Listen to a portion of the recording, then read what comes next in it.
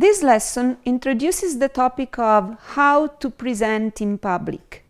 By public presentations, I mean lectures, speeches, calls, and more in general, public events in which we have to address an audience. Many people wonder, can we really become good at public speaking? I'm not natural. I'm really freaked out when I'm in front of an audience, or similar things. Let us call back from the shadows of the past a big authority in this field, a Roman orator, Cicero. And the good news is that, according to Cicero, yes, we can. We can learn and we can improve. How?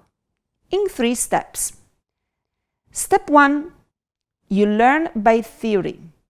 Rhetoric is an art, the art of speaking. It's got rules and guidelines, and they can be learned. So we can start by studying them.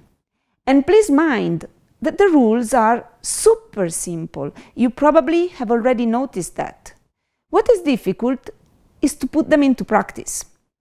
And this leads us to the next 2 advices by our ancient orator Cicero. Step 2. You can become a good orator by imitation. Find people who are good at communicating. They can be anywhere. They can be politicians, and quite often they actually are. They're trained for this. Professors, actors, comedians. Anyone whom you think is good is worth being imitated. A friend of mine kind of serially attended a famous Italian comedian shows to grasp his art and understand how and why he was so good at engaging an audience. I strongly suggest doing so. Step 3. You learn by practice. Practice. Find yourself occasions to practice. Are you really emotional? Start with simple situations, even with just a few friends in front of you, and then go for more and more challenging situations. Learning to speak in public is like learning how to swim.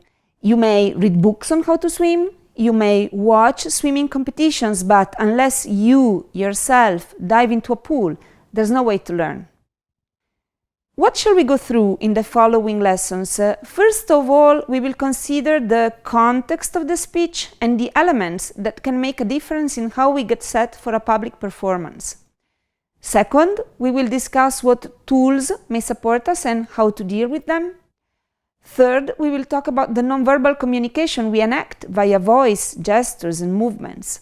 Fourth and last, we will make a short experience on what it really means to listen.